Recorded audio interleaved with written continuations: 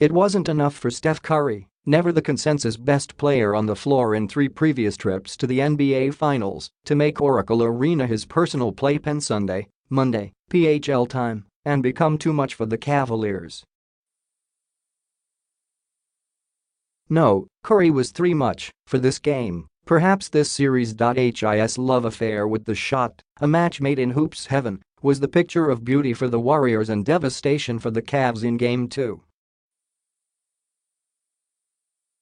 Drop, drop, drop, falling like maple leaves in autumn, taken from different angles, some circus-like, those shots multiplied and avalanched the Cavs, who stuck around all night before finally caving to Curry. He made 9 buckets from deep, erasing Ray Allen from the record books for a single-game finals total, and they were the face of the Warriors' 122-103 win. They came in a neat and timely manner, just when LeBron James and the Cavs showed a heartbeat, only to get stabbed in the chest. And some were downright insane. For instance, the 35-footer he took with a half-turn that seared the nets just as the buzzer blew for the shot clock. What the hell? We played 23.5 good seconds of defense, said Cavs forward Kevin Love, and he turned around and hit a moonball. Curry could only laugh and smile at his pleasure in another team's pain, soaking up the fun and the hysterical crowd. And of course the Golden State lead in the finals, now 2-0 heading to Cleveland. I try all sorts of shots at one point or another, he said. While the Cavs might suspect this was a one-night blast from Curry, the forecast for the rest of this series actually favors him. You see, the difference in this finals is Curry doesn't need to burn precious energy on the other end of the floor, guarding Kyrie Irving. There is no Kyrie Irving. He's in Boston and Curry's in a groove. Ordinarily, when a player must chase and check someone on Irving's level, it saps energy and pushes physical limits. Well, freed from that nightmare, Curry's legs are fresh and frisky for the fourth quarter, and sure enough, that's where he did his damage Sunday, Monday, PHL time, going 5 for 5 in the period. Also, he had the energy to attempt 17 threes for the game, or match the total of LeBron, Love, Kyle Korver and J.R. Smith combined. What deflated the Cavs wasn't just the shots he made, but the shots he made with fingers in his face. Those contested buckets can be a mental drain on a defense. What else could the Cavs do but shrug? With Cleveland players running up on him, Curry connected anyway and further built a case for him being the best shooter of this generation. He's a big shot taker, big shot maker, tough shot taker, tough shot maker, said teammate Draymond Green. We've seen this before where he completely takes the game over with his scoring ability. I wouldn't say I was surprised, but it was like, oh man, he's really got it going. Clearly, this is a spirited and sprightly Curry we're seeing, and dare we add, spicy. One moment in the fourth after the whistle, he found himself near the Cavs bench and chose to answer back to Kendrick Perkins, the official finger poker of the Cavs. Giving away 8 inches to his trash-talking agitator, Curry walked up to Perkins, nose to chest, and gave it right back. When the shot's falling, apparently you believe you can do anything. He seemed to hit a big shot whenever we needed one, said Warriors coach Steve Kerr. We feel a lot of joy when he makes them. He was fantastic. Curry hasn't always felt this alive in the finals since this Warriors run began in 2014. He's a 2-time regular season MVP who doesn't own a finals MVP in 3 tries. That's rather unusual, and to see Curry slice up the Cavs on Sunday, Monday, PHL time, makes it weird to know he was once owned briefly by Matthew Dellavedova. Yes. That happened in 2014-15, his first MVP season, when Irving was done for the series after fracturing his kneecap in the opener. Irving outplayed Curry in that game before limping off the floor. Curry's finals numbers were respectable: 26 points, 3 assists, 38% from deep, but off in every way from his great regular season. Andre Iguodala took the finals MVP. In 2015-16, Curry was even worse, by his standards, against the Cavs at 22. 6 points, 3.7 assists and 40% from the floor. He couldn't keep the Warriors from blowing a 3-1 lead.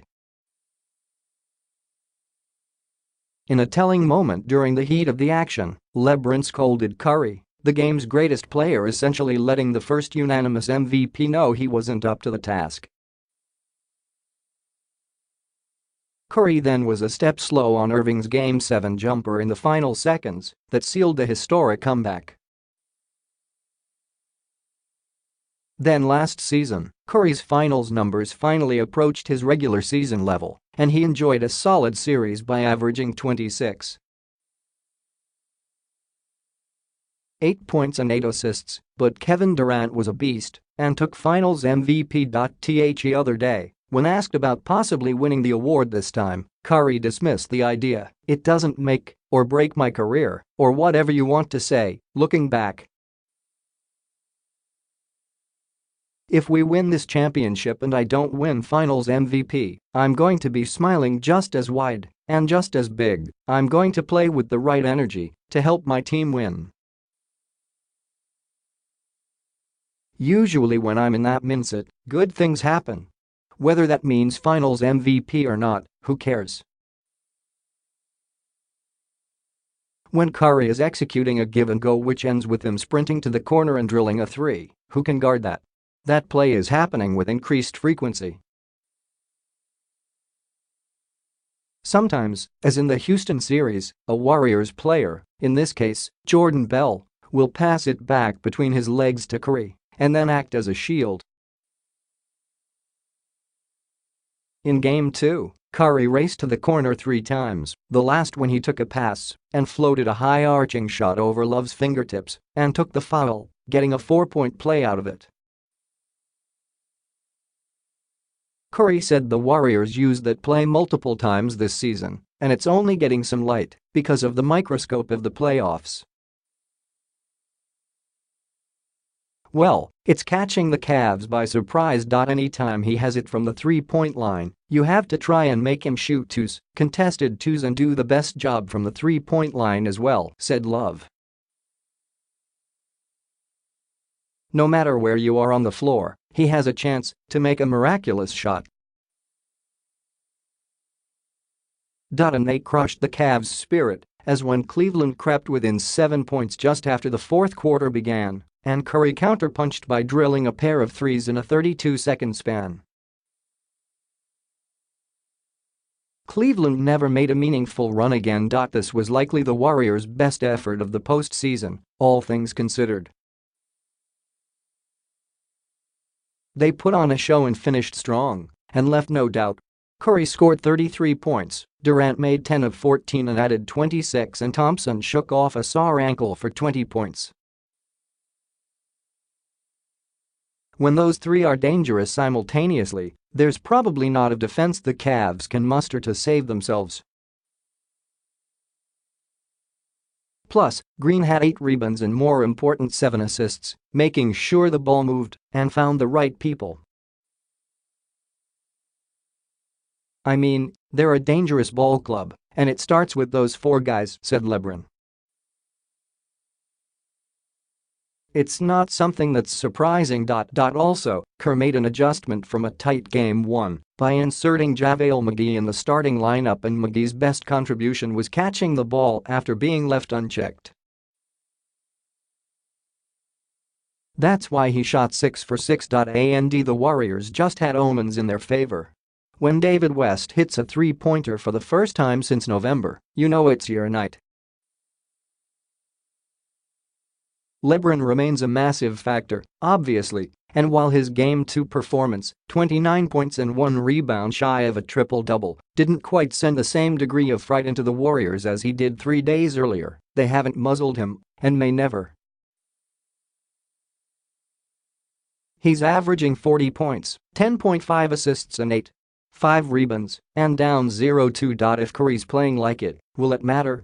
He's averaging 31 points, 8.5 assists and making half his three-pointers for the series. He's certainly not invisible. He hurt the Cavs in the fourth quarter and overtime in Game 1, then tortured them with threes in Game 2. Which means Curry's on pace to add a Finals MVP to his 2 regular season MVPs and a 3rd championship trophy. A few factors are in his favor: no Curry, and he's halfway there. Who's drawing up a defense to prevent that?